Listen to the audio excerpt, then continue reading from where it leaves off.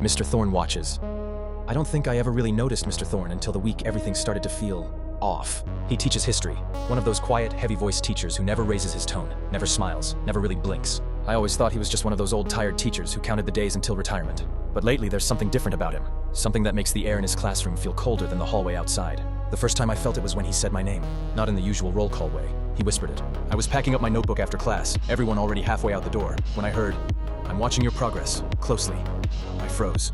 He was standing behind his desk, hands folded, eyes fixed on me with this strange, almost hungry intensity. The weirdness escalated 3 days later.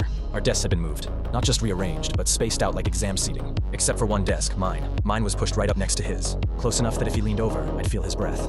When I walked in, he stood in the corner, hands clasped behind his back like he was waiting for me. "Sit," he said. Not sit down, just sit, like I was a dog. I obeyed. I don't know why. Maybe because his tone felt like a command carved from stone.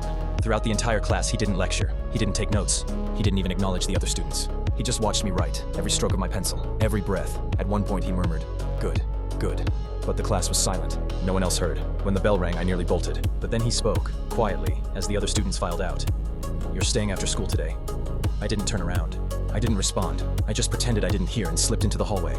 But as the door closed behind me, I swear I heard him chuckle. A low rasping sound like something clawing at a coffin lid. Someone was standing on the sidewalk across the street, under the street lamp. Arms behind their back, motionless, staring up at my window. Even from a distance, I could recognize the long coat, the slouched shoulders, the glint of glasses catching the light. It was Mr. Thorne, just standing there. Not moving, not blinking, watching me. I stumbled back from the window, heart hammering. I waited.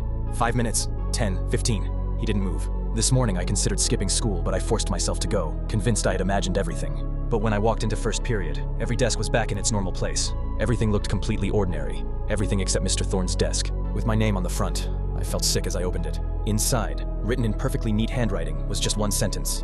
"You close your curtains too early."